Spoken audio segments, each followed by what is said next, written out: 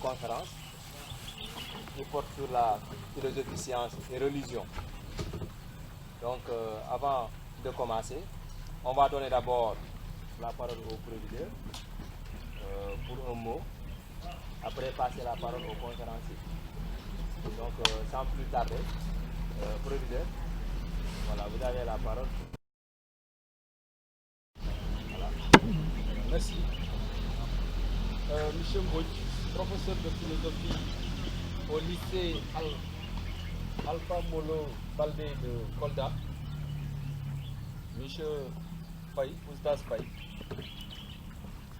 Mesdames, Messieurs les professeurs du lycée de Bonakan, chers élèves, chers invités, aussi longtemps que le lycée de Bonakan sera un cadre de rencontres et d'échanges, un cadre d'idées généreuses et fécondes, notre établissement restera un fleuron de l'éducation. En effet, en organisant périodiquement des activités culturelles touchant à des domaines variés, et ceci dans le prolongement des activités d'apprentissage classiques, il ne fait aucun doute que nous contribuons de manière significative à l'élargissement de l'horizon intellectuel de nos potages. Comment pourrait-il en être autrement lorsqu'on se penche sur un sujet aussi vaste qui aborde la science, la philosophie et la religion? Un sujet pour le moins intéressant, pour ne pas dire excitant, qui entretient l'illusion que science, religion et philosophie sont antagonistes, voire indissociables. Je ne peux pas être catégorique, mais quelque part, entre science, religion et philosophie, loin d'être étanche, est plutôt poreuse. Pour parler plus simplement, je veux dire qu'à mon sens, il n'y a pas de barrière infranchissable entre ces trois concepts. Et je ne doute pas un seul instant que nos éminents professeurs ne manqueront pas de les décortiquer proprement pour nous permettre d'entrevoir les liens qui les unissent. Chers élèves, chers invités, vous le voyez donc, ce sujet est passionnant. Il a le mérite de pousser à la réflexion et même à la méditation. L'esprit est bousculé jusque dans ses derniers retranchements et n'a d'autre alternative que de sortir de sa torpeur et de s'exprimer en toute liberté, en toute clarté. Alors, chers amis, chers élèves, écoutez, enregistrez, prenez note, mais surtout, réagissez, car nous sommes dans le domaine de la pensée, et ce domaine n'est la chasse gardée de personne pour la simple raison qu'il n'a pas de limite. Exprimez-vous, posez des questions et n'hésitez pas à contester, car la contradiction, de la contradiction, je veux dire, du choc des idées, jaillit la lumière. Donc merci à tous, merci au CLAP, merci au collectif du personnel pour le choix d'un tel sujet qui s'inscrit en droite ligne de l'ambition de notre lycée qui est celle de rester un lycée d'excellence malgré les difficultés de tous ordres. Merci pour cette belle entente, pour cette belle harmonie. Je veux terminer aussi simplement par un souhait, c'est qu'à l'avenir, les élèves aujourd'hui réceptacles d'idées soient les producteurs d'idées, c'est-à-dire que ce soit eux qui deviennent les conférenciers lors des prochaines jours. Merci de votre attention. Voilà, merci, proviseur. Chers élèves, chers professeurs, chers collègues. Donc, je l'ai dit tout à l'heure à l'entame de mon propos, que nous sommes réunis cet après-midi pour réfléchir sur un sujet, un thème qui porte sur la philosophie, science et religion. Et pour en parler, nous avons d'éminents professeurs qui sont là, qui vont tour à tour s'exprimer, qui vont tour à tour essayer de porter une réflexion à propos de ce sujet-là. Donc, le premier intervenant, il s'agit de M. Ndiaye, professeur d'SBT.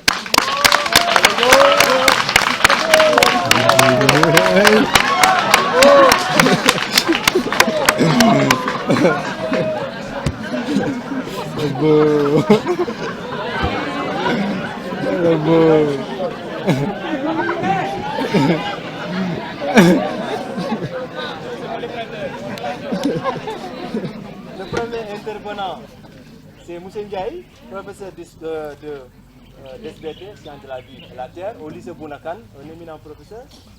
Il va aborder l'aspect philosophique de la science, c'est-à-dire la science vue par la philosophie. Donc le deuxième intervenant, c'est M. Mbaye, professeur de PC également, un éminent professeur au lycée Bounakan.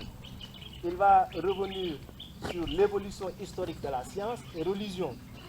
D'ailleurs, autrement dit, le dialogue entre la science et la philosophie. Il va également évoquer ce qu'on appelle la vérité.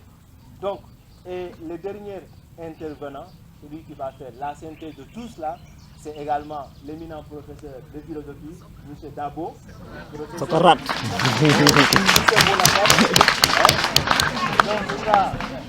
il va faire la synthèse de tout cela.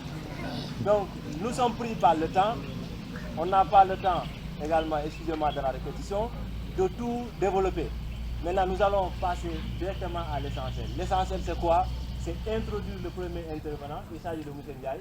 M. Ndiaye, vous devez revenir sur l'aspect philosophique de la science et la philosophie, c'est-à-dire la science vue par la philosophie. Donc, je pense que le micro va nous prendre, on va prendre le micro en cours. Voilà, donc vous allez commencer. Donc vous avez la parole. Maintenant il faut parler à haute voix. Voilà. On va essayer de faire le bon, je vais essayer de faire le comme ça. Merci M. Djemé. Chers collègues, chers élèves, chers invités, monsieur le professeur, je vous salue. C'est avec un bonheur extatique que je me vois aujourd'hui ici, ces amphithéâtres, en train d'exposer sur un domaine qui me passionne tant, à savoir la science. Mais bien sûr, la science vue par l'œil microscopique du philosophe. Vous savez, pour bien comprendre l'anatomie humaine, il faut bien débuter par l'embryogenèse, c'est-à-dire le processus de développement de l'embryon humain, depuis le stade œuf, depuis le stade zygote jusqu'à la maturité, jusqu'à la naissance. En passant par l'organogenèse, c'est-à-dire les transformations possibles de cet embryon depuis le stade œuf jusqu'à la maturité. C'est une manière de dire qu'on ne peut pas parler de la science sans pourtant parler de ses origines. Alors, la science, telle qu'on la connaît aujourd'hui, n'existait pas. Elle est plutôt un acquis tardif de l'esprit humain. En effet, au début, les hommes, dans le besoin de connaître leur univers et de se connaître eux-mêmes, ont eu recours à des modes de connaissance scientifiques contenus dans les pensées religieuses, mythologiques et philosophiques. Ces connaissances antérieures à la science serviront d'amorce à la connaissance scientifique, prouvant ipso facto le caractère sensé de cette célèbre phase d'Aristote, le commencement de toutes les sciences et le fondement de ce que les choses révèlent sont. Alors, si nous nous intéressons un peu à la magie et à la religion, nous verrons que la première est surtout une pratique, la seconde est une foi, une adhésion à des vérités dogmatiques. Elle propose toutes les deux des connaissances subjectives. Pour ce qui est du mythe, il se cantonne également dans un ésotérisme absolu. C'est un récit sacré qui raconte les origines. C'est un récit sacré qui raconte les origines. Si nous prenons par exemple la mythologie initiale, l'explication du jour et de la vie se fait à travers elle, le dieu du soleil, qui chaque jour traverse le ciel dans sa part. Lorsque le soir tombe, il visite le monde souterrain, c'est-à-dire le royaume des morts, et chaque nuit, il doit affronter le défenseur de 700 apôtres pour pouvoir le mettre en demeure. Comme l'écrit Monsieur Eliade dans son ouvrage La mythologie, une fois dit, c'est-à-dire révélé, le mythe devient une vérité apodictique. Une vérité apodictique est une vérité qui est nécessairement vraie et dont le contenu ne peut être mis en doute par aucun moyen.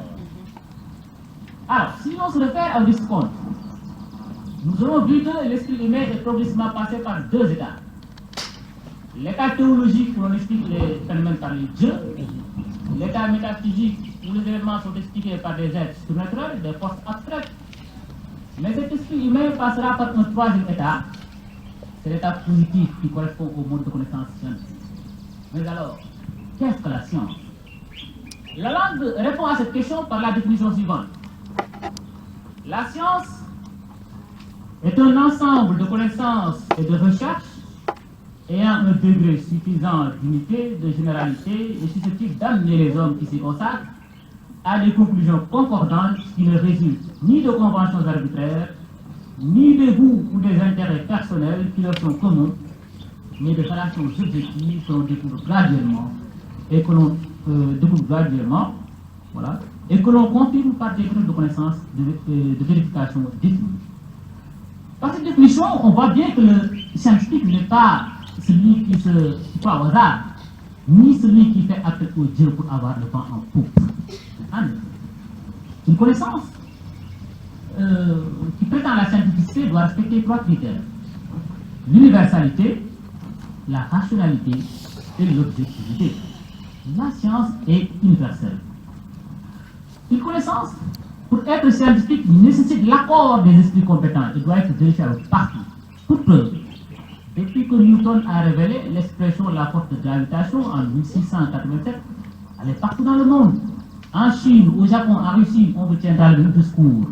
Si un corps A et un corps B, ponctuels, possèdent respectivement une masse MA et une masse B, sont séparés par une distance D, alors la force de gravitation F qui s'exerce entre E est égale à G fois MA fois MB sur D au carré, avec MA et MB en kilogrammes et D en mètres.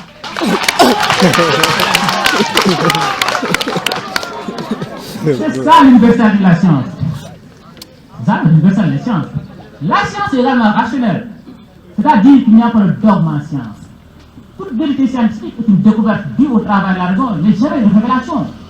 Bachelard a énuméré dans la formation de l'esprit scientifique trois obstacles épistémologiques que sont l'opinion, la connaissance générale et les évidences premières. Ainsi, pour Bachelard, l'esprit qui se prête à la science n'est jamais jeune, vierge. Il est vieux de ses préjugés, gros de connaissances antérieures. Pour connaître scientifiquement, il faut se renouveler, rompre avec un passé d'erreur. Je le cite, on découvre la vérité scientifique dans un véritable repentir intellectuel. On connaît toujours contre une connaissance antérieure. Alors, la science est également objective, on l'avait vu. C'est-à-dire, cette objectivité, on dit que la science est également objective. L'épistémologue et psychologue Jean Piaget considère que l'objectivité scientifique signifie rendre l'objet indépendant du sujet. Autrement dit, dans le travail scientifique, la personnalité du savoir doit être pure, ses goûts, ses intérêts, ses croyances, ses valeurs. Donc, faire œuvre de science, c'est faire preuve d'une neutralité axiologique. Mais, cette objectivité est difficile à respecter. Albert Einstein, qui a une passion pour les mathématiques, comme il a une passion pour la musique. Une passion sans laquelle il n'y aurait pas de progrès en mathématiques. Alors, maintenant, si nous nous intéressons un peu aux différentes formes de sciences qui existent, nous pouvons citer les sciences hypothético-positives ou logico-formelles, comme les mathématiques, et la logique. La logique qui se définit comme une science du raisonnement formellement valide. C'est pour contrer le sophisme qui est un raisonnement qui a toutes les apparences de la vérité, mais qui est faux et qu'on utilise pour tromper, car il faut affronter la logique. Nous pouvons donc nous intéresser à la logique, aux mathématiques, aux sciences sociales, mais aussi et surtout aux sciences expérimentales. Donc, comme le temps tout à l'heure là, nous allons simplement nous intéresser à ces sciences expérimentales. Alors, la méthode expérimentale comporte 4 étapes: l'observation, l'hypothèse, l'expérimentation et la preuve. Dans son introduction à la méthode expérimentale, Claude Bernard nous dit qu'on doit observer sans idée préconçue. L'esprit observateur doit être passif. Il écoute la nature et écrit sur sa dictée. En effet, c'est l'observation qui révèle les faits économiques, c'est-à-dire les phénomènes qui posent problème et que la science doit expliquer. Quant à l'hypothèse, c'est une interprétation anticipée et rationnelle des phénomènes de la nature. Par contre, dans l'expérience, le savant est dynamique. Il questionne la nature, la manipule et la force à révéler ses secrets. Mais, bien sûr, mais l'esprit scientifique ne doit pas être du bois dont on fait les flûtes. Il doit se méfier des évidences pionnières qui, on le rappelle, constituent des obstacles épistémologiques. Donc, lorsqu'une vérité émane d'une expérience, on doit la soumettre à des tests pour les prouver. Pour terminer, il faut mettre en exergue le statut de la vérité scientifique. C'est une vérité universelle, rationnelle et objective, ce qui la distingue de celle mythologique, philosophique et religieuse. Donc la science doit être rigoureuse, maniaque dans ses procédés, car ces vérités ne doivent pas changer de but en blanc, mais perdurer dans le temps. Je vous remercie de votre aimable attention. Merci, M. Ndiaye. Donc, je pense que vous l'avez écouté avec intérêt. En parlant de la science, il a essayé quand même de développer certains concepts. Tout à l'heure, il a évoqué la science, et en parlant de la science, on fait allusion à l'universalité, à la rationalité, à l'objectivité. Et il a également évoqué la science dans ses formes, dans ses différentes formes, notamment les sciences expérimentales, en parlant de l'observation, l'hypothèse et l'expérience qui est à la base de tout également. Donc, M. Ndiaye, après M. Ndiaye, nous allons introduire M. Mbaye qui va revenir sur l'évolution historique de la science et la religion. Une manière pour lui de parler du dialogue entre la science et la philosophie. Et il va terminer dans son discours en évoquant également la vérité. Donc, M. Mbaye, vous avez la parole pour évoquer, pour revenir sur la deuxième partie du thème. Donc, vous avez la parole. Bonsoir, chers collègues. Bonsoir, chers élèves. C'est avec un grand plaisir que je me trouve en face de vous pour débattre aujourd'hui sur l'art à palabre certains concepts philosophiques qui ont rapport avec la religion, la science et l'étude comparative sur le plan de l'évolution historique, la relation entre science et religion.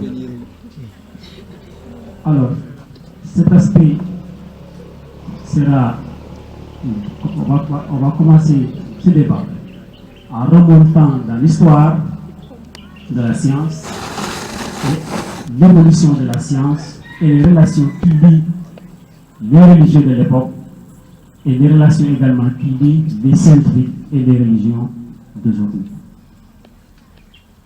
Nous allons commencer par les premières approches scientifiques qui ont été énumérées depuis 1126 par Averroès. Averroès, selon lui, il disait que rien ne vient du néant, ni de la forme, ni de la matière, mais les choses sont créées et le mouvement c'est éternel continu. En quelque sorte, en 1225, Thomas d'Aquin, 1225-1263, c'était un théologien, un théologien, il intervenait en théologie. Il disait qu'il existe ce qu'on appelle des savoirs profanes et des savoirs qui ont en relation avec la foi. Et vers le XVIe siècle, on a vu l'apparition de certains scientifiques comme Galilée. Galilée qui défendait, n'est-ce pas, la théorie de Ptolémée, qui pensait que le monde, ou bien la Terre, était le centre de l'univers, autour duquel gravitaient le Soleil et les autres planètes. Alors, cette théorie de Ptolémée a été approuvée par les religieux de l'époque. Et lorsque Galilée apparu, il avait dit que la Terre tournait, ce qui s'opposait au concept de l'époque. Et avec l'avènement de Copernic, il a bouleversé complètement la théorie de Ptolémée en disant que nous ne sommes plus au référentiel géocentrique, c'est-à-dire la Terre est le centre, mais nous sommes au référentiel de Copernic, c'est-à-dire le Soleil est le centre de l'univers et autour duquel gravitent les planètes. Et au XIXe siècle, la théorie de Copernic, appuyée par les scientifiques, et Galilée défendant dans le même sens, ou bien aller dans le même sens que Copernic, a été jugé parce qu'on pensait qu'il a violé les lois religieuses. Alors, ce fut un malentendu, ce fut des problèmes d'interprétation de la religion qui ont conduit aux hommes religieux de condamner Galilée vers 1633 parce qu'ils pensaient qu'il avait violé les lois, surtout il avait décrié la foi. Lorsque Copernic publia, ou bien l'autre Copernic a appris qu'on a condamné Galilée, il décida de ne plus publier ses œuvres parce qu'il craignait de subir le même sort.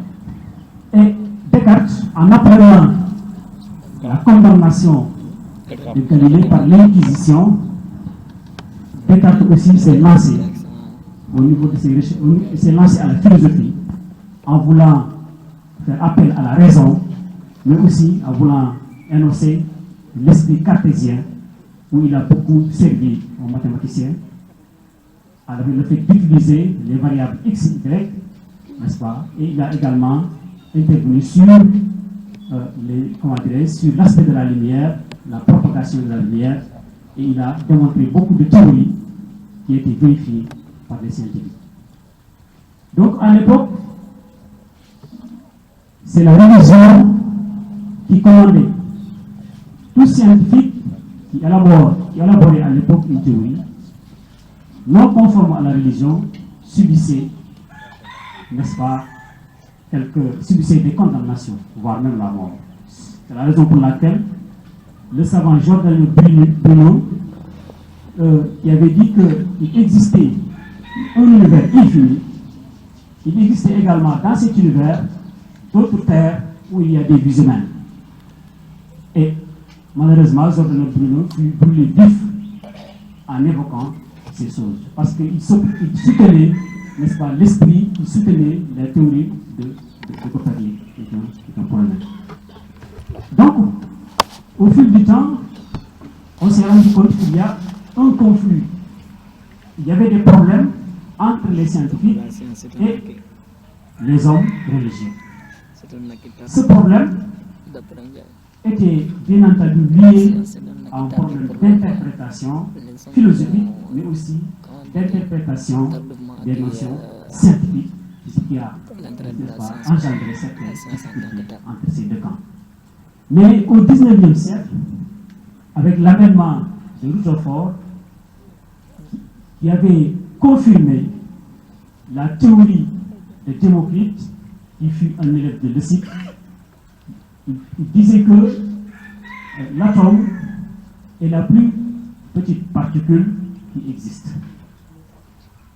Donc cette théorie de Démocrite a été au début critiquée, mais cette notion a été confirmée au XIXe siècle lorsque, n'est-ce pas, Rutherford a découvert cette notion d'atome. Mais il a approfondi en disant que l'atome était divisible parce qu'il y a d'autres particules qui sont au sein de cet atome.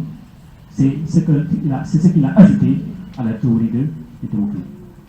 Donc, on constate qu'au fil de l'histoire, avec les paradigmes scientifiques, à chaque fois, il y a un avancement scientifique et les problèmes qu'il y ait, les religieux et les scientifiques, disparaissaient de plus en plus parce qu'on a eu des preuves palpables, vérifiées, n'est-ce pas, et que personne ne pouvait nier.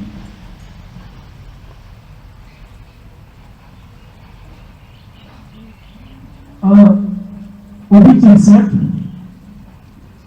les scientifiques et les religieux ont décidé de dialoguer par rapport aux phénomènes naturels qui les entourent. Les scientifiques étudiaient ces phénomènes naturels et donnaient des explications logiques à ces phénomènes. Par exemple, M. Ndiaye l'a dit tout à l'heure, en considérant l'univers, on développe ce qu'on appelle la théorie de la gravitation universelle. Et cette théorie reliait l'interaction qui existait entre deux corps de masse différents. Et ces théories, au fil du temps où les religieux, n'est-ce pas, revisitent les interprétations, ils se sont rendus compte qu'il y avait une conformité exacte avec certaines théories scientifiques, n'est-ce pas. Il y avait une conformité, il y avait, c'est pas, une entente au fil du temps que les scientifiques élaborent ces expériences. Si on s'appesantit au niveau du dialogue, ce qui est plus important dans cette entreprise, c'est justement le métier du dialogue. Celui-ci se construit en réparant les interfaces, en repérant les interfaces, les points de désaccord, les incompatibilités, les similitudes et les convergences entre les scientifiques et les religieux. Il est retenu qu'il y a beaucoup de points, beaucoup de questions sur lesquelles les religieux s'entendaient avec les scientifiques.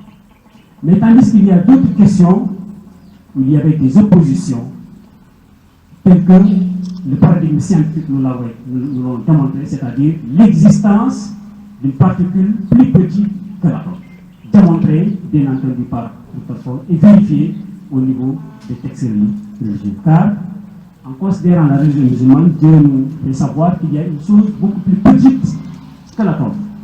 Ce que Rutherford a confirmé au niveau de ses recherches en bombardant le noyau d'aluminium, et à travers ce noyau d'aluminium, il a découvert qu'il y a d'autres particules telles que les protons, les neutrons qui sont à l'intérieur du noyau atomique. Et enfin, on se pose la question pourquoi ce dialogue? Pourquoi? Parce que premièrement, les révolutions de la science contemporaine, à partir du début du XXe siècle, ont provoqué l'émergence de nouveaux paradigmes scientifiques, comme je l'ai dit tout à l'heure. Et aujourd'hui, avec le développement de la science, il y a ce qu'on appelle les réchauffements climatiques où scientifiques et religieux doivent s'asseoir sur une table pour prendre des décisions afin de protéger notre planète. Donc enfin, depuis l'histoire, des notions scientifiques ont été élaborées et à chaque fois que les recherches scientifiques se poursuivent, des théories beaucoup plus pertinentes, mais aussi beaucoup plus conformes à l'interprétation actuelle sont sur la table de négociation entre ces ou des tables de dialogue entre ces deux parties. En quelque sorte, et en définitive, il n'y a pas un grand conflit entre scientifiques et religieux. Où se situe le problème? Le problème se situe au niveau d'interprétation. Comment interpréter tel phénomène scientifique? Comment interpréter tel texte religieux? Et ceci étant, l'entente peut exister entre ces deux camps. Et sans plus tarder, je vais terminer par ce qu'on appelait la vérité. Actuellement, beaucoup de scientifiques, avant de lancer leurs recherches, ils étudient d'abord certains textes religieux qui leur indiquent des projets de recherche. Et en menant ces projets de recherche, ils se rendent compte que exactement, ça c'est la confirmation des textes religieux, n'est-ce pas, par le biais de la science. Donc, ces deux domaines sont complets, sont complémentaires, comme il y a la complémentarité au niveau de la dualité corpusculaire, comme on a la complémentarité entre dualité et corpuscule. Donc, pour terminer, nous allons citer quelques controverses scientifiques. La première controverse scientifique, il y a le géocentrisme et l'héliocentrisme. Le géocentrisme a été développé par Ptolémée. L'héliocentrisme a été développé par Copernic. Et au finish, au 19e siècle et 20e siècle, on s'est rendu compte que l'héliocentrisme est la vérité. Et c'est ce qui est confirmé au niveau des textes religieux. Autre controverse en science, c'est la théorie de la phlogistique. Certains scientifiques pensent qu'en brûlant de la matière, cette couleur noire qui s'est dégagée, il l'appelait phlogistique, alors que cette couleur noire était liée à une réaction de combustion entre les particules et le dioxygène. Et cette théorie a été trouvée bien avant au XXe siècle. Et enfin, la théorie de l'évolution, dont Darwin a été le père, disait que, n'est-ce pas, l'homme a subi une transformation jusqu'à ce qu'il soit l'homme actuel. Mais cette théorie également a été mise en rade depuis la découverte de la génétique enseignée par M. Ndiaye et d'autres professeurs. Et ce paradigme a permis aux hommes religieux de prendre, n'est-ce pas, du recul par rapport à cette théorie, mais aussi de s'asseoir sur une table avec les scientifiques afin de trouver, n'est-ce pas, une paix, afin de trouver une entente entre scientifique et religieux. Donc sans monopoliser la parole, je vais m'arrêter là et que la fête soit belle. Je vous remercie.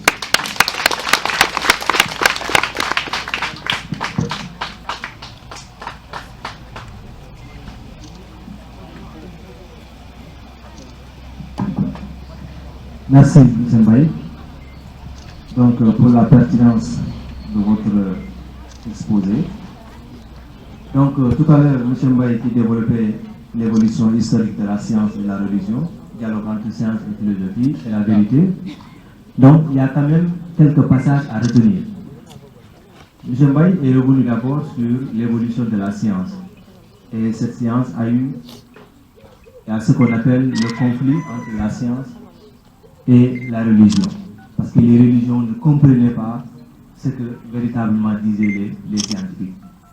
Mais au fil du temps, la science va évoluer avec ses découvertes et ces difficultés qui ont existé entre les scientifiques et les religieux vont disparaître.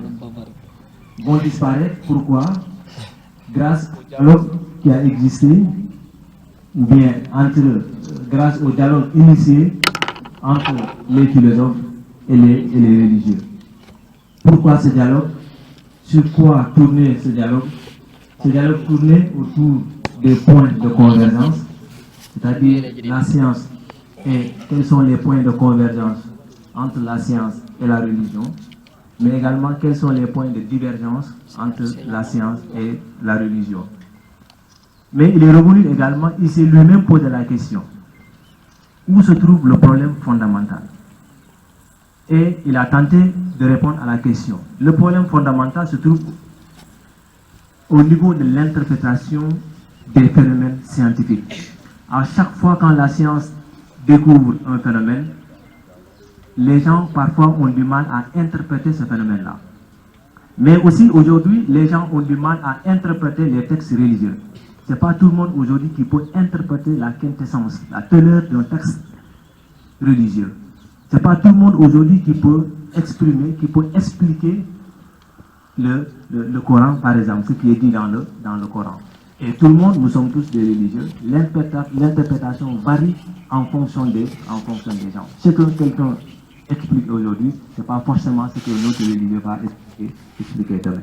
Donc, véritablement, il est revenu sur ça, le conflit qui a existé entre science et religion, et la disparition de ce conflit au cours du temps.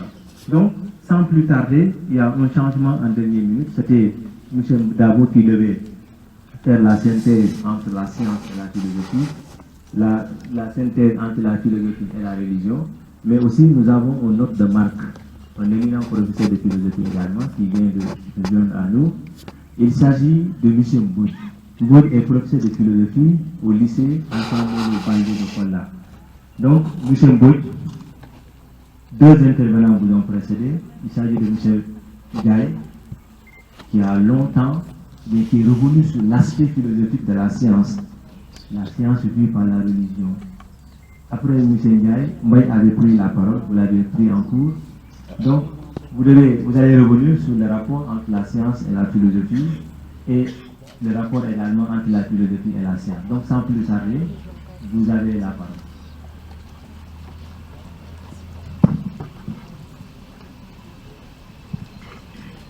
Merci beaucoup, monsieur le modérateur. Permettez-moi, avant de commencer, de saluer toute l'assistance et de porter un grand chapeau aux initiateurs de ce débat, parce que c'est quelque chose qui est tout à fait important et c'est quelque chose qui est riche en enseignement. Et je pense qu'aujourd'hui, le débat sur lequel nous sommes en train d'épiloguer, c'est un débat d'actualité. C'est un débat qui a mûri plusieurs réflexions. Et moi, de ma part, pour pouvoir aborder le sujet, je vais d'abord mettre l'homme au centre. Cela veut dire quoi? Cela veut dire quand on parle de la science, quand on parle de la philosophie et quand on parle de la religion, cela veut dire que ces trois disciplines concernent l'homme. Ou bien on ose même dire que ces trois disciplines ont été mises en œuvre par l'homme. Et nous devons nous poser la question de savoir pourquoi l'homme a mis en œuvre ces trois disciplines.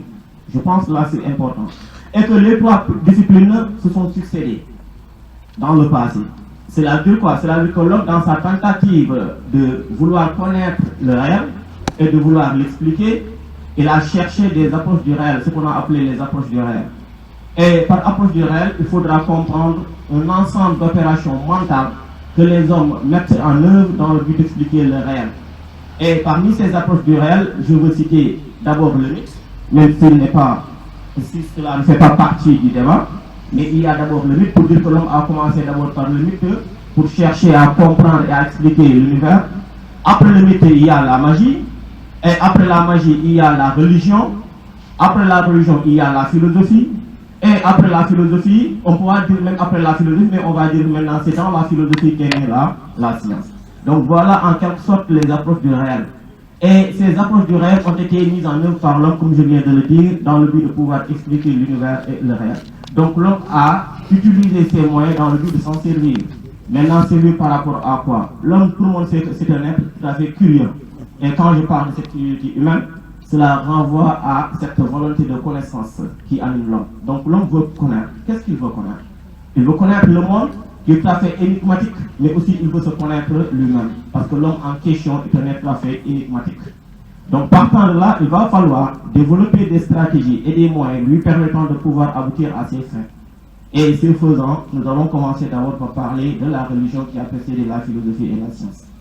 Et quant à la religion, il y a lieu de comprendre que quand nous parlons de la religion, ce n'est rien d'autre qu'une forme de connaissance qui est destinée aux humains et non pas aux autres êtres. Ça, et l'autre élément, c'est quoi? C'est que la religion, ce n'est rien d'autre qu'une croyance naturelle qui lie l'homme à un être, mais à des êtres surnaturels par le sentiment du sacré. Et quand je parle du sentiment du sacré, c'est-à-dire que par la foi. Et quand on parle de la foi, il y a tout à fait rejet de contestation, il y a rejet de critique, et il y a rejet aussi, mais absence même de preuve. Donc cela veut dire quoi? Cela veut dire que dans la religion, il y a la soumission, la dépendance. Et aussi, il y a l'espérance. Donc partant de là, les hommes ont cherché à travers la religion comment faire pour parvenir à leur fin. Mais il fallait comprendre que tout le monde dans la société, bien comme tout le monde dans la vie, ne pouvait pas être un religieux. Parce qu'il y a des gens qui ne pouvaient pas accepter la religion, mais aussi il y a des gens qui ne pouvaient pas admettre des choses sans pour autant les mettre au crible de la pensée critique. Et c'est la raison pour laquelle, arrivé à un moment donné, on a senti la faiblesse, les limites même de la religion. Et c'est à ce niveau où il va falloir maintenant faire naître à une autre forme de connaissance, en l'occurrence la philosophie.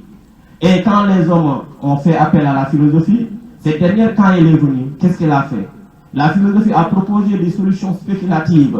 Cela veut dire quoi? Cela veut dire que la philosophie a poussé l'homme dans l'abstraction et dans les idées. Alors que l'homme avait une préoccupation tout à fait matérielle. L'homme avait des problèmes tout à fait d'ordre matériel, etc. Et ces problèmes étaient toujours là.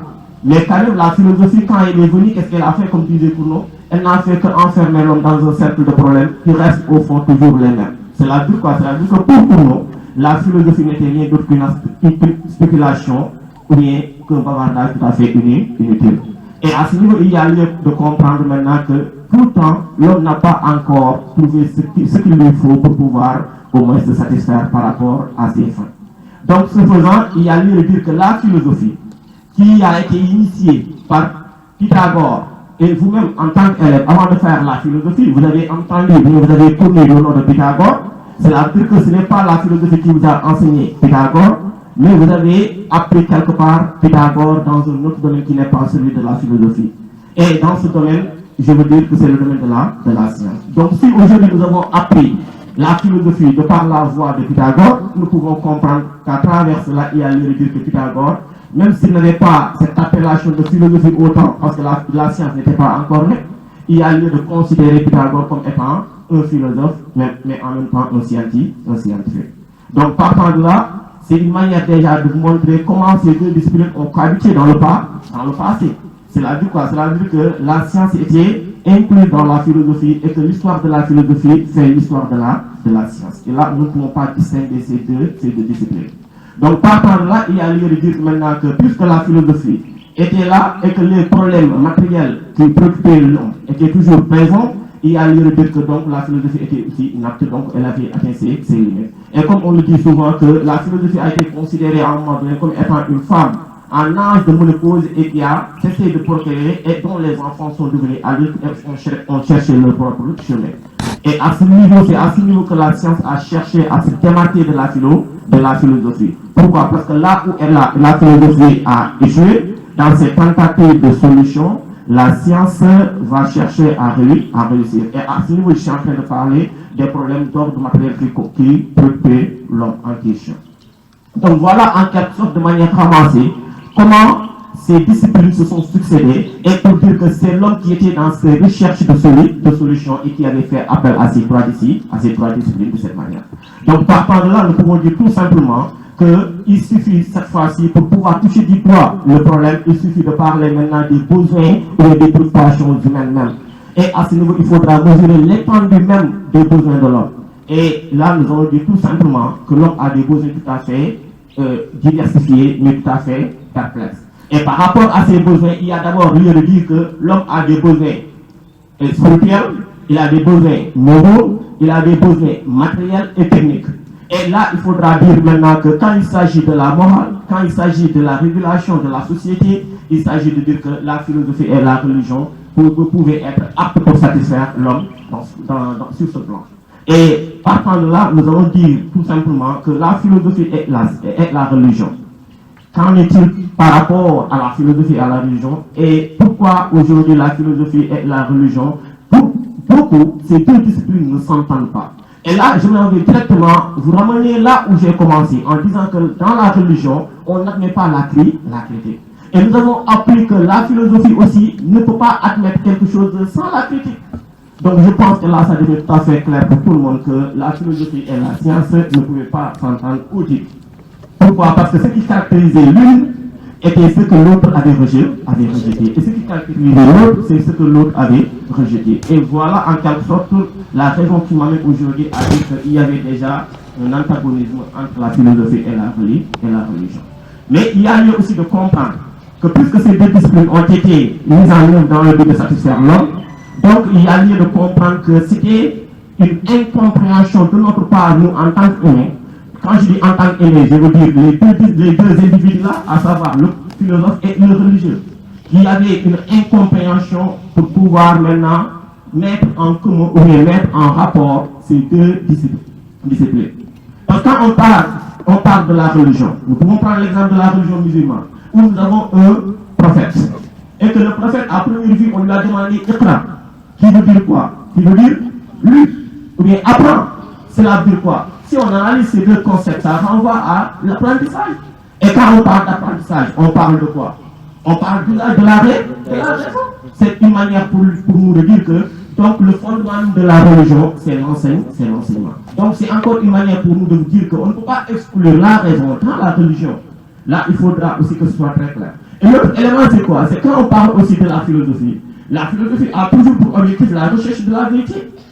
Et pour aboutir à une vérité, ce n'est pas avec la raison qu'il faudra le faire. Mais il faudra toujours une dose de foi pour pouvoir aboutir à la vérité. Parce que la raison a toujours la capacité de remettre en question. Et partant de là, nous pouvons dire maintenant ce qui caractérise la religion, c'est ce que le philosophe a besoin pour aboutir à une vérité. Mais aussi ce qui caractérise la philosophie, c'est ce que le religieux a besoin pour aboutir à une connaissance, à une compréhension et qui mènera à une application tout à fait optimale des textes religieux. Pourquoi je le dis? Parce qu'aujourd'hui nous sommes dans ce qu'on appelle les religions dites modernes, qui se caractérisent par leur caractère de révélateur. Et à ce niveau, il y a le dire que dans ces religions-là, on a eu ce qu'on appelle des prophètes, des messagers et des révélateurs. Ces gens-là qui sont venus et qui ont apporté des propos divins. Et à travers ces propos divins-là, nous avons reçu des textes ou bien des livres sacrés. Et ces livres, dans ces livres sacrés-là, c'est quoi? Il faudra utiliser sa raison pour avoir une lumière qui illumine ce qui est écrit et qui pourra permettre à l'homme ou bien aux croyants de manière beaucoup plus précise de comprendre et de pouvoir appliquer à bon escient ce qui a été recommandé. Mais aujourd'hui, on voit ce qui se passe dans la société. Nous n'avons que des fanatiques, nous n'avons que des intégristes. Pourquoi? Parce que pour la plupart, les gens ont pensé qu'il faudra croire et ne pas comprendre. Alors que ces deux-là vont de part. Dans la religion, comme dit les Saint Augustin, on croit d'abord pour comprendre. Pourquoi il le dit? Parce que lui, il pense que le message divin est tout à fait élevé pour être contenu dans la pensée humaine. Mais quand même, cela ne doit pas pousser à vouloir exclure la raison dans la religion. La religion a besoin de la raison parce que la religion est destinée à l'homme. Pourquoi? On doit se poser la question. Pourquoi la religion est destinée à l'homme et non pas maintenant aux animaux? Donc là aussi, c'est tout à fait important par rapport à la religion.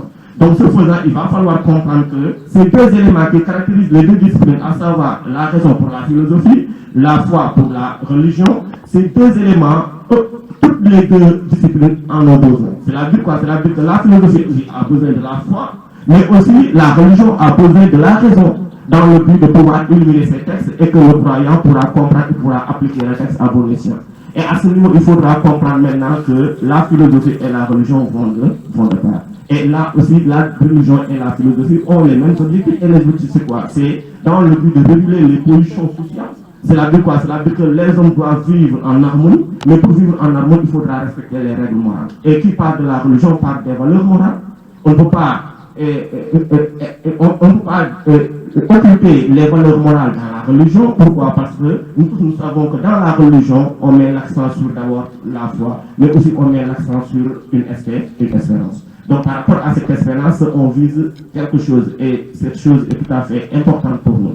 Raison pour laquelle nous ne pouvons pas occulter dans la religion la raison. Mais aussi dans la philosophie, il y a l'usage de la foi. C'est la raison pour laquelle même je vais aborder une discipline qui est née de la philosophie, qu'il s'agit de la métaphysique. Parce que les gens sont dans un amalgame. Et l'amalgame c'est quoi? Il y a beaucoup, quand on parle de philosophie, les gens pensent déjà que c'est des athées. Il y a même une élève qui m'a interpellé en classe un jour et il m'a dit, monsieur, pourquoi les philosophes sont des athées?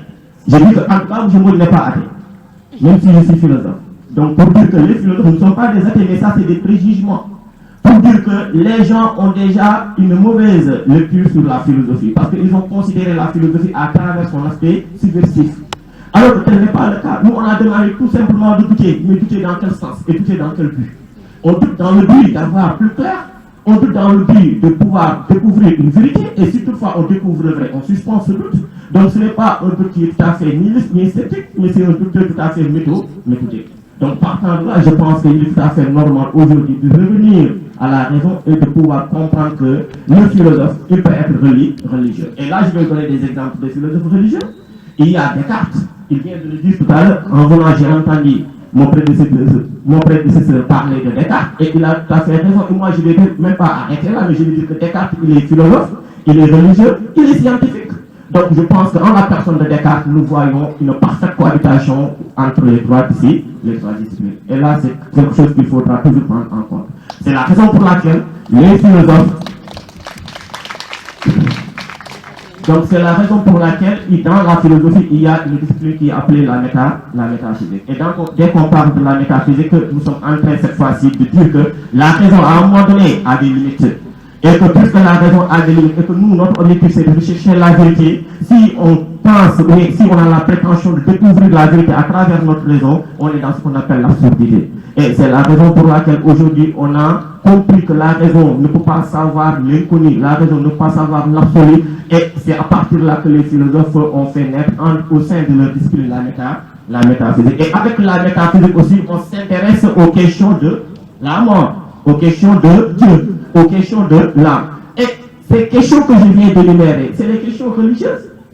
C'est les questions qui ont été abordées dans la religion, parce que dans la religion, on ne parle que de Dieu plutôt. Et dans la religion, on ne parle que de l'âme, on ne parle que de la mort. Donc dans la philosophie aussi, on s'intéresse à ces questions. Pour dire que le concept de Dieu, même si c'est un concept phare dans la religion, il faudra comprendre que certains philosophes, en l'occurrence Socrate, Aristote, Platon, Descartes, Spinoza, en ont fait aussi un concept clé dans leur philosophie. Donc c'est une manière pour dire que la philosophie et la religion peuvent aller ensemble.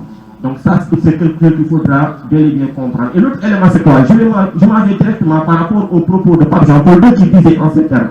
Vouloir s'abstenir de la philosophie ou bien de la religion, c'est comme si on demandait à un oiseau de voler avec une aile.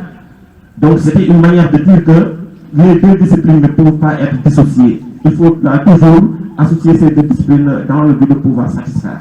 Et à ce niveau aussi, le Nietzsche disait en ironisant que quand on veut s'abstenir de notre raison pour faire appel à notre foi, c'est comme si on était en train maintenant de vouloir crever un œil pour mieux voir. Et ça, c'était de manière tout à fait ironique. Et c'était une manière de mettre à l'épreuve pour dire que si cela est possible, donc dites-vous que vous pouvez dissocier la philosophie et la religion. Donc voilà en quelque sorte maintenant, de manière tout à fait ramassée, on m'a pris un peu au dépourvu, donc raison pour laquelle je vais au niveau de la philosophie et de la religion, c'est ce que j'avais à dire. Maintenant, concernant les relations entre la philosophie et la science, comme il m'a interpellé aussi sur la question, je lui dis directement que la philosophie, tout à l'heure j'ai abordé, j'ai dit qu'à un moment donné, la philosophie a satisfait l'homme, mais sur quel domaine? C'était ça la question. Et que la philosophie a satisfait l'homme, mais il y avait toujours les problèmes matériels et techniques qui étaient là.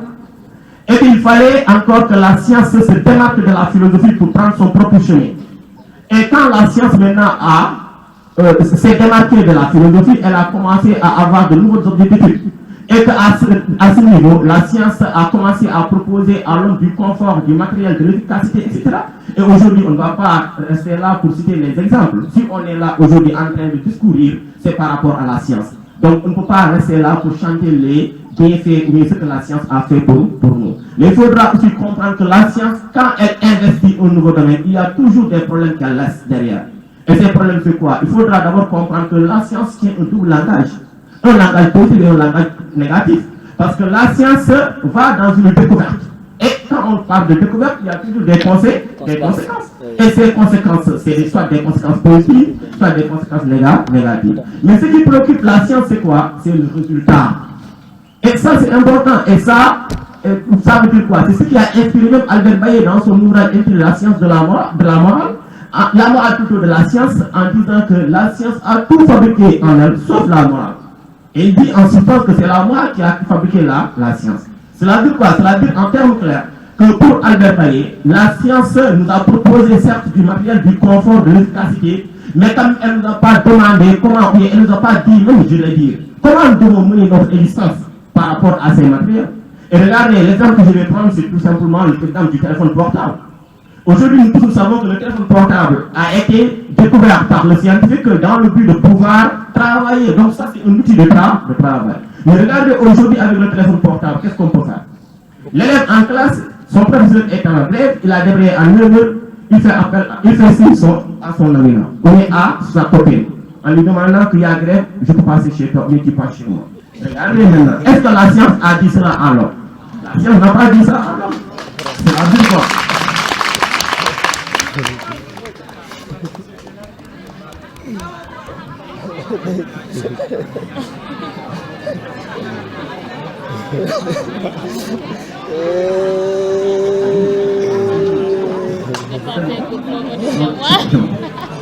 Bon, excusez-moi, j'étais en train de... J'avais dit que je ne vais pas être long, mais malheureusement que... Oui. Donc, ce que je vais terminer par vous dire tout simplement et vous rappeler cette citation de Cournot qui disait en ces termes, la philosophie sans la science tombe dans l'irréel et la science sans la philosophie perd sa substance spirituelle, pour ainsi dire. Et je vous remercie. Oh, merci. Voilà, merci beaucoup. Maintenant, on va remettre la parole aux élèves pour les questions ou bien certains collègues.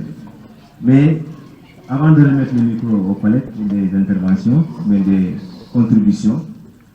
On va retenir, essayer de résumer un peu ce que Mbouj vient de dire. Donc, M. Mbouj, à l'entame de son propos, a déjà mis l'homme au centre. Quel est cet homme? C'est cet homme qui est animé par la volonté de connaissance. L'homme a toujours voulu connaître. Et pour connaître, il va développer ce qu'on appelle des stratégies.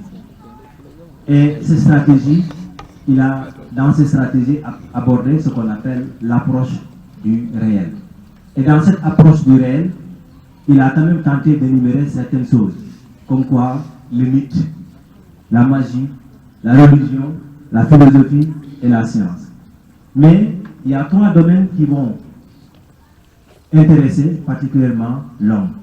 Il s'agit de la religion. Tout le monde sait que dans la religion, c'est la croyance à des êtres, comme il l'a dit, surnaturels, ou bien à un être surnaturel. Dans la religion, on croit et on ne se pose pas de questions.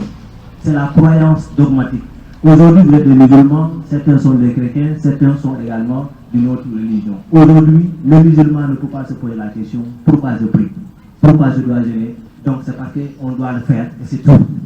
Donc on accomplit des choses sans pourtant se poser la question.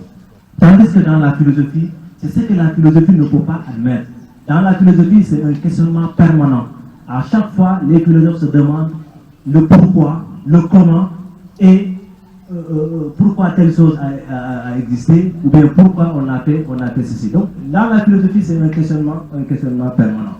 Donc, et il a aussi également abordé certaines choses, comme par exemple la cohabitation entre la science et la philosophie. Mais dans cette cohabitation, il a rappelé une chose très pertinente, très importante, en disant que parfois, avec le matériel, surtout avec le développement scientifique, parfois la science développe des choses qui ont des conséquences positives ou des conséquences négatives.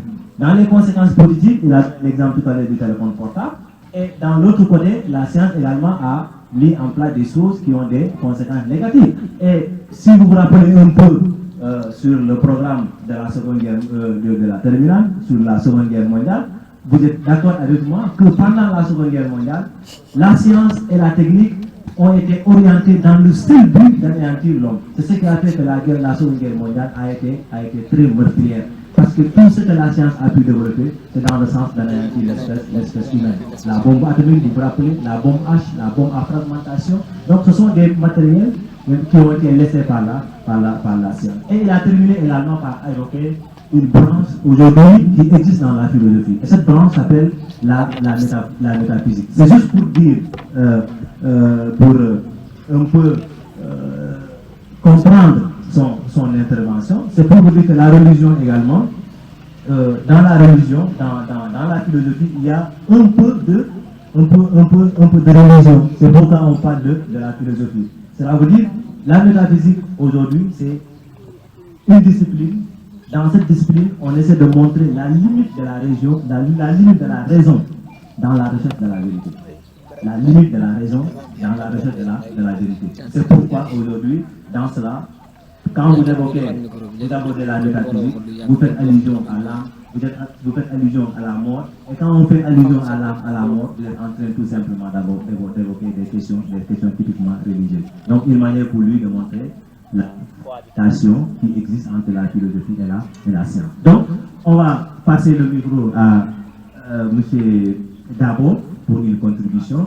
Et s'il y a aussi des collègues qui veulent contribuer, nous allons leur donner le micro. Et les élèves n'ont qu'à se préparer. Il y a ceux qui veulent poser des questions pour venir s'inscrire, comme ça pour aller vite, on va les appeler et leur passer le micro pour qu'ils puissent poser des questions. Ceux qui veulent poser des questions pour s'inscrire. Monsieur Dabo, vous avez la parole.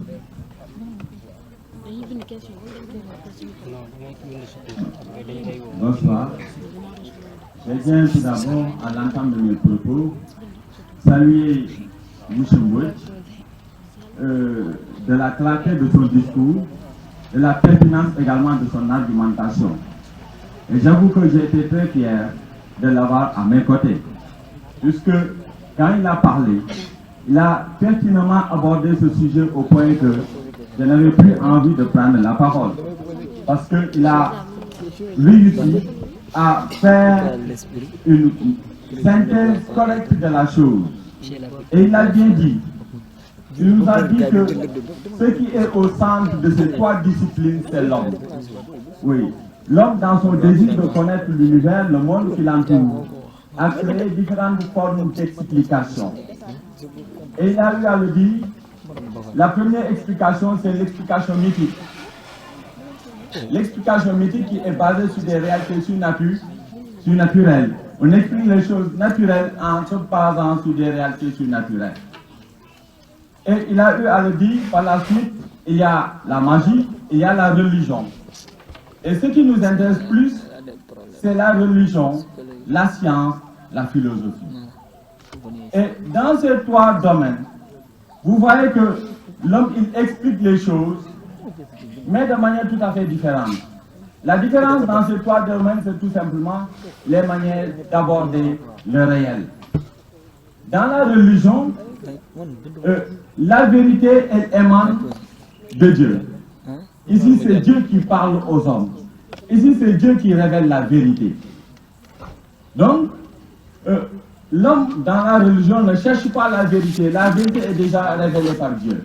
Ce que l'homme cherche dans la religion, c'est tout simplement le salut de l'âme.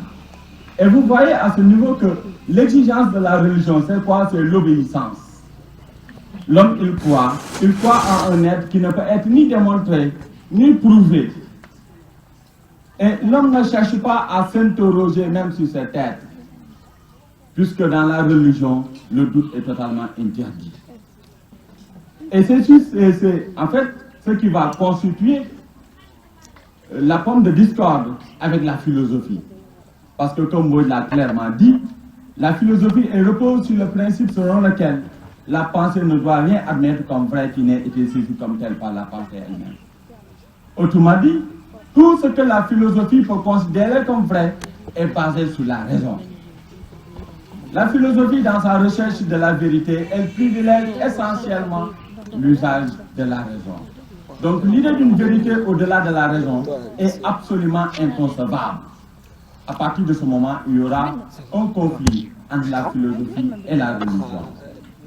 Mais à partir de ce moment, il ne faut pas penser que tous les philosophes, Moïse l'a dit, ce sont des athées. Non, loin s'en faut. Tous les philosophes ne sont pas des athées. Donc, chacun a sa manière de concevoir la chose. C'est ainsi qu'il définit la philosophie. La philosophie est une vision du monde. Et chacun a sa manière de voir le monde. Certains considèrent que tout ce qui échappe au domaine matériel échappe. Donc, tout ce qui échappe au domaine matériel, par conséquent, échappe à la raison, relève tout simplement de l'illusion. C'est pour cela certains philosophes ont considéré la religion comme étant une entreprise essentiellement humaine, autrement dit une fiction qui a été créée par l'homme lui-même. Mais il ne faut pas penser que, donc, il ne peut pas y avoir de complémentarité, il a eu à le dire. On peut trouver de complémentarité. La philosophie partage beaucoup d'objets avec la religion, des objets d'étude. Et là, il a eu à le préciser. Nous réfléchissons sur Dieu, nous réfléchissons sur l'âme, nous réfléchissons sur la mort à travers ce que nous appelons la métaphysique. Mais également, la religion elle-même, elle a besoin de la raison. Puisque la religion donc, nous est apparue par ce que nous appelons la révélation, est venue à nous à travers ce que nous appelons la révélation. Et quand on parle de révélation, il s'agit précisément des livres sacrés, il s'agit des prophètes. Mais pour comprendre les livres sacrés, il va falloir utiliser la raison. On peut lire le Coran sans pour autant connaître le contenu même du Coran. Et pour connaître, il faut l'usage de la raison. Ce qui veut dire que la philosophie et la religion ne sont pas diamétralement opposées. Ces deux disciplines ne s'excluent pas. Il peut y avoir une complémentarité entre les deux. Et là, Saint Augustin l'a dit, il disait tout simplement infortement l'intelligence.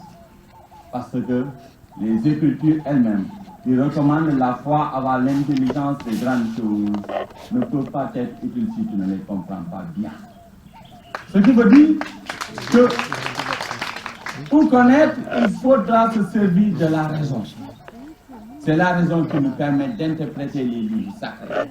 M. Mboy l'a clairement développé à ce niveau.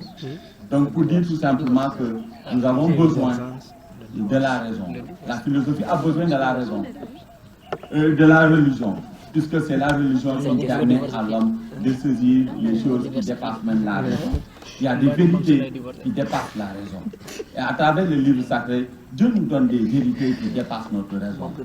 Quand Dieu nous dit tout simplement que Moïse a utilisé son bâton pour fendre ce qu'on appelle la terre, c'est une vérité qu'aucune loi physique n'est en mesure de démontrer. Ce qui veut dire qu'il y a des vérités qui échappent à la raison.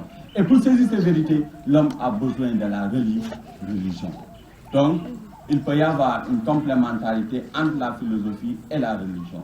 Et il pourrait même y avoir une complémentarité également.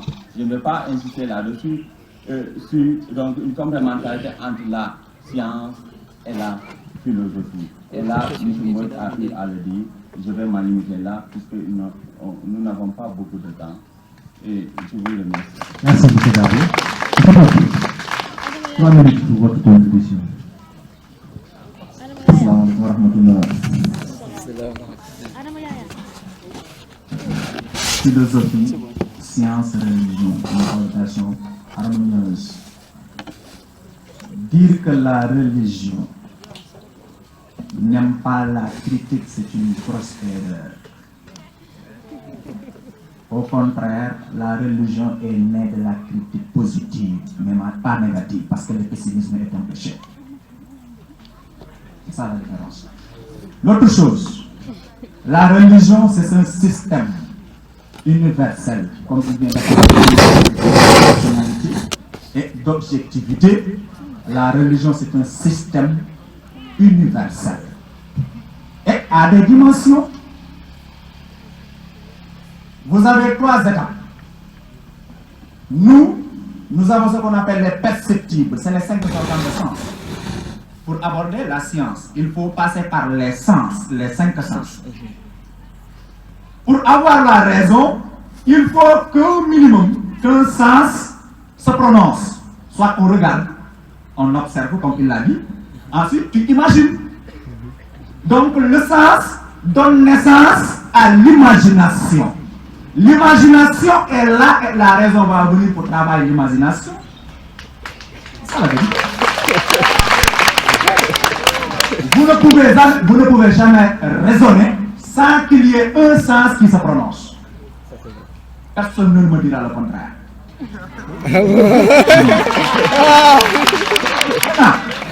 Les sens, c'est ce qu'on appelle Da'irul Mahsousa. C'est une étape de la religion.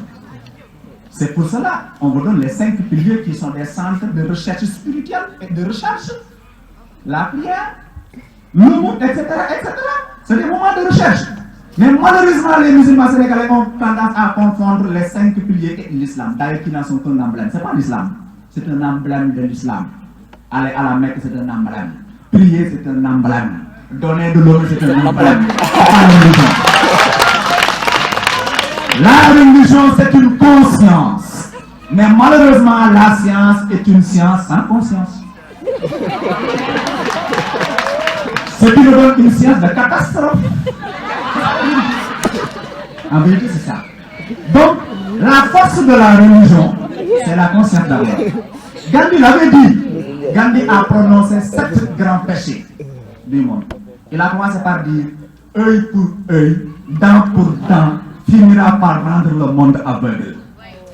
Et il demande, que ferait un vieillard dans un monde aveugle? Que ferait un enfant dans un monde aveugle? Que ferait une femme dans un monde aveugle? C'est une question. Malheureusement. Donc, il a dit, la science sans la conscience, c'est un péché. La jouissance sans la connaissance, c'est un péché. Il faut parler de la philosophie. Et si vous me le permettez, il a dit la religion sans sacrifice. C'est un péché. Sacrifice de temps, sacrifice de sang, sacrifice de bien. C'est ça la vérité. Mais dans un verset, Dieu te donne toutes les sciences du monde. Il l'a dit tout à l'heure, c'est une question d'interprétation. Iqra. Iqra, on peut dire lecture et orthographe. Bismi Rabbik, on va dire théologie et étude. Allazi khalaq, on va donner la création et l'invention. Khalaq al-insana min halaq, science humaine. Iqra wa rabbukal akram, science morale. Allazi allama bil qalam, littérature. Et il termine par Allazi allama bil qalam, allama al-insana ma lam ya'lam, toutes les découvertes scientifiques de votre temps.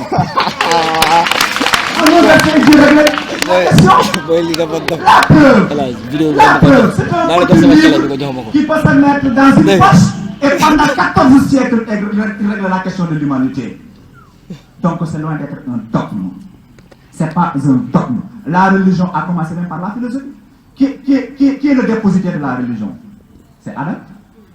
Adam, lorsqu'il a été créé, il n'a pas de père ni mère. Comment il mangeait? Comment il vivait? Il vivait à partir d'une bûche. Vous savez, la bûche, dans la forêt. Une fois il est venu, la bûche est morte. Et il se dit, mais où est-ce que je vais manger? Première question. Il doute, mais un doute positif. Mais qu'est-ce qu'il a tué?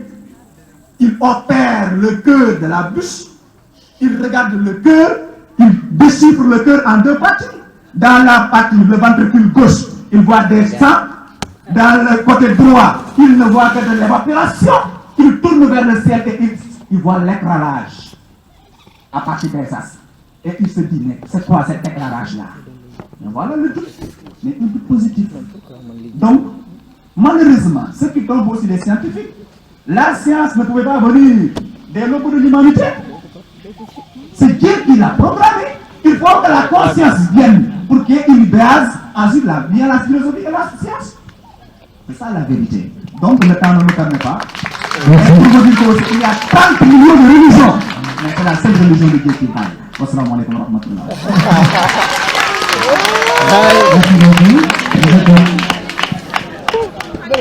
C'est fondamental. Donc, monsieur Yoba, monsieur Balde, vous avez la parole. Tu ne vas pas poser la question. Très bien. Merci beaucoup. Bonsoir, monsieur le proviseur. Bonsoir, chers conférenciers, chers collègues et chers élèves. Tu ne vas pas poser la question. Je me demande si vraiment je vais pouvoir dire quelque chose de pertinent. Après, après les événements conférenciers. Mais j'ai juste quelques questions à poser tout simplement aux conférenciers. Je vais poser une question à chacun des conférenciers. La première, elle va directement à mon ami. Vous dites qu'il est beau, mais je suis plus beau que lui, hein, monsieur Mier.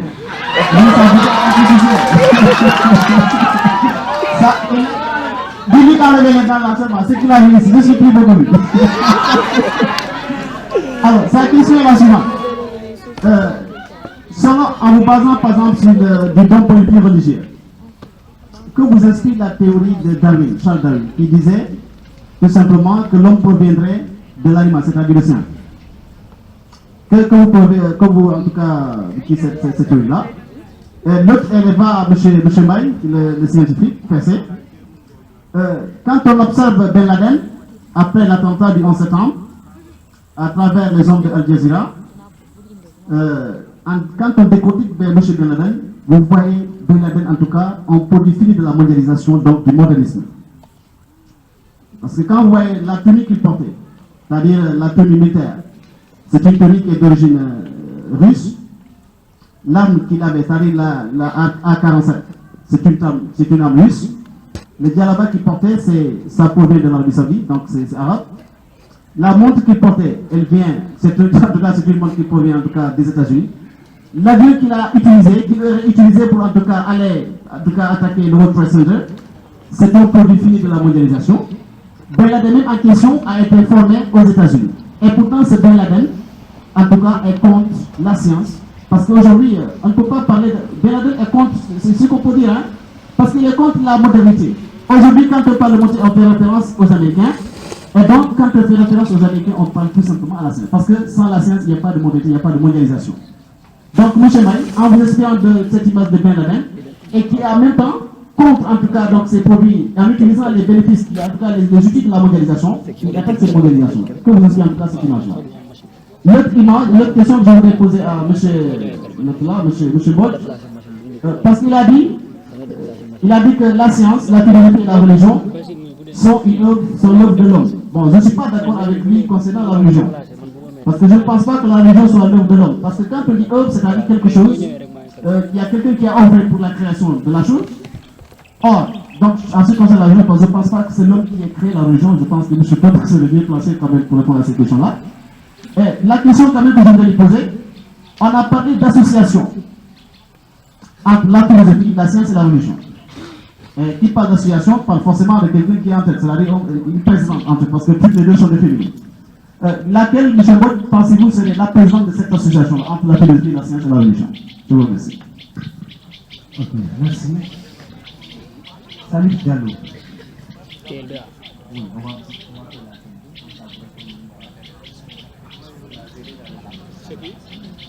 Salut Diallo. Monsieur l'arbitre.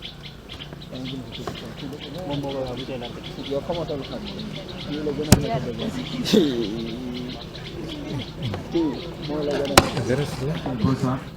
Je vous salue tous. Ok, j'ai des questions à poser. Il y avait c'était un philosophe quoi, Socrate. Il avait dit que toute personne qui croit à la religion est un aveugle, sauf les aveugles qui croient à la religion. Si c'est vrai, vraiment, monsieur Boyd, oui, de mystifier. Et encore, si c'est pas vrai, vraiment, je n'ai pas monsieur Top de mystifier quoi. Ok. La deuxième question. Une question s'il vous plaît, on est confronté à un problème de temps. Amadi Kandé. Amadi Kandé. À côté.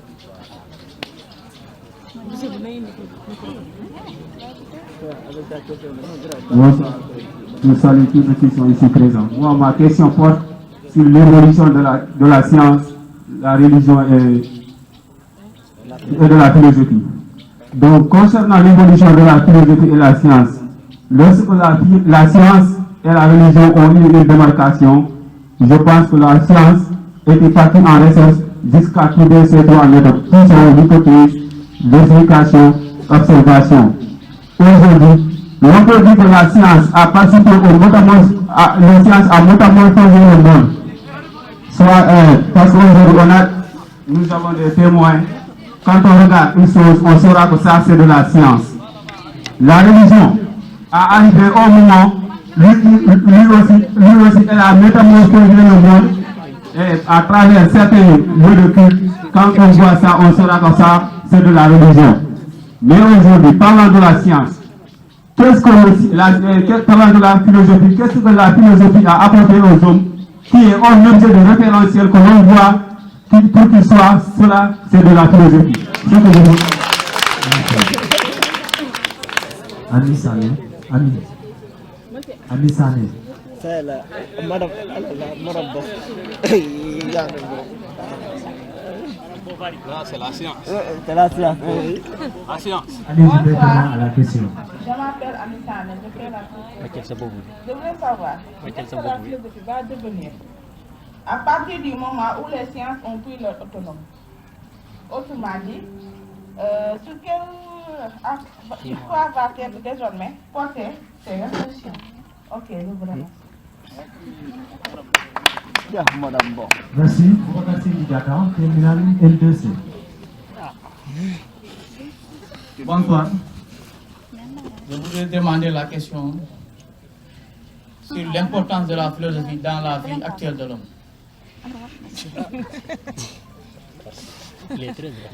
L'importance de la philosophie.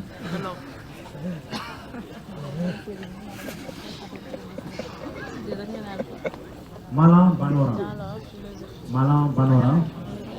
S2A.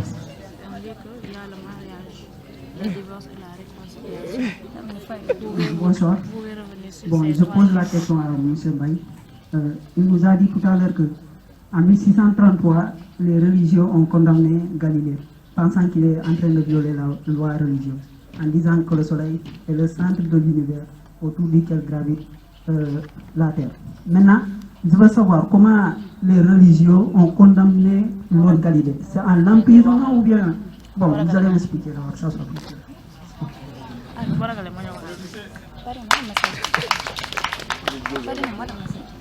Adama Yaya Kandé. Allez-y directement à la question. Elle est en face.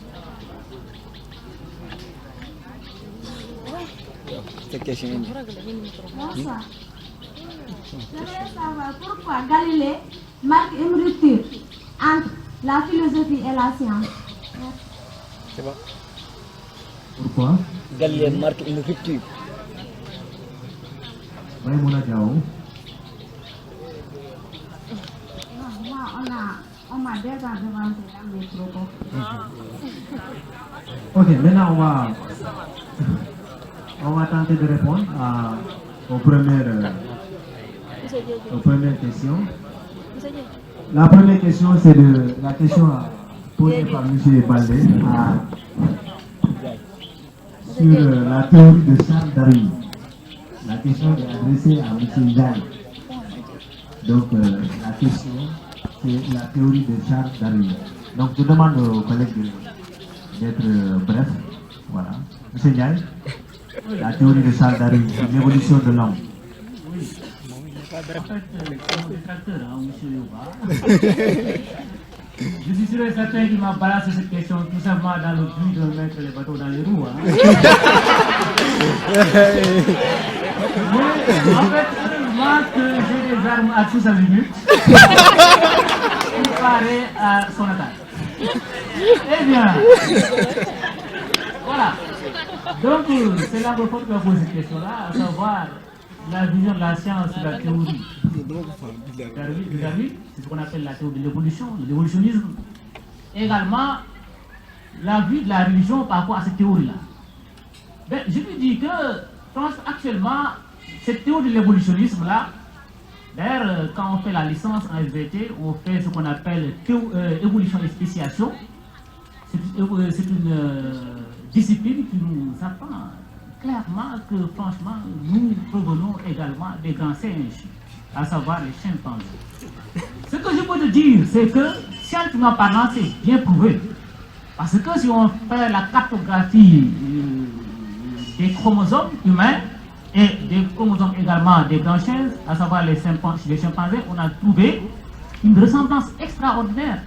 Seulement, la seule différence qu'on a trouvée, c'est qu'au niveau de la 23e ère, il y a ce qu'on appelle une délétion, une perte chromosomique, c'est ce qui fait que l'homme est homme et le singe est resté singe. Donc, pour la science, jusqu'à présent, on pense que l'homme dériverait du singe. Ça, c'est vrai. Mais, pour ce qui est de la religion, on sait très bien que moi, je m'en tiens tout simplement à comment dire la religion. Qu'est-ce que ma religion m'a dit? C'est que nous provenons tous d'Adam et d'Ève. Donc, c'est Darwin qui dit ça, et bien sûr les pères adamites, mais la religion dit que nous provenons tous d'Adam et d'Ève, donc cette théorie que les scientifiques ont avancée, donc n'est pas acceptée, bien sûr, par la religion. Mais il faudra savoir qu'également la religion, il ne faut pas dissocier la religion et la science, parce que Dieu nous dit, si vous me permettez, dans la sourate qu'on appelle dans le verset 53, la sourate Fussilat, si on traduit ça en français, c'est les versets détaillés. Dieu nous dit Sabourihim ayatina fi afaqi fi anfusihim hatta yatabayyana lahum. Il nous a dit, nous leur montrons nos signes dans l'univers en eux-mêmes, jusqu'à ce qu'il devienne évident que c'est le Coran la vérité. Ce qui montre que, en fait, bien sûr, c'est théoricien. Quand nous dit nous leur montrons nos signes dans l'univers en eux-mêmes, ça veut dire qu'il nous a poussé à apprendre les sciences naturelles, les sciences de la biologie, et également donc à faire la corrélation comme a fait M. Baye tout à l'heure. Donc, c'est la réponse que je peux vous donner. Merci, M. Ndiaye. La question, une autre question adressée à M. Ben Laden. La question de Ben Laden. Bonjour, bonsoir, M. Yoba. Alors, je pense que vous avez posé une bonne question. C'est une question qui n'est pas du tout... En fait, la réponse doit être claire au niveau de chaque individu. À savoir, actuellement, il existe dans le monde un système de diabolisation, un système de désinformation, où tout le monde reçoit la même information. Il faut apprendre à connaître l'homme. Il faut apprendre à comprendre la conception de l'homme. Mais il faut diviser l'homme selon l'apparence, car l'apparence est tout. Alors, il a dit que, en fait, la montre, le porter, le tenue, etc. Je pense que l'individu est libre de porter, n'est-ce pas, des habits, n'est-ce pas, des habits de façon décente, quel que soit l'origine de ces. Mais ce que je voudrais comprendre, c'est que Pellegrin a utilisé des nouvelles technologies pour bombarder les États-Unis. Il a utilisé ces technologies en termes de vengeance. Actuellement, les Occidentaux diabolisent généralement les islamistes. Et vu l'injustice qui se passe en Palestine, vu le massacre juif qui se perpétue, actuellement, la plupart de ces islamistes ont l'impression qu'actuellement personne ne dit rien. Et au fait, ils se vengent. Mais il faut aussi retourner au texte. Que nous dise notre religion par rapport à cela? Quelle position devons-nous prendre? C'est très important. On ne peut pas se venger comme ça. On ne peut pas agir sans pour autant demander sans pour autant se référer au texte. Ce qu'il faut comprendre, c'est qu'il y a beaucoup plus d'injustice dans ce monde. Et certains ont le moyen de lutter contre ces injustices. Et parmi eux, des Ballerins qui sont venus défendre la vérité. Les Occidentaux ont laissé faire les Israéliens en bombardant, en tuant. Et actuellement, quand tu es musulman, on te taxe de terroriste, etc. Donc là, il faut faire attention aux informations, car ils ont mis sur pied un système dangereux de désinformation. Ce qui se passe généralement sur France 24, ce n'est pas exactement la réalité. Ils nous diabolisent, d'accord?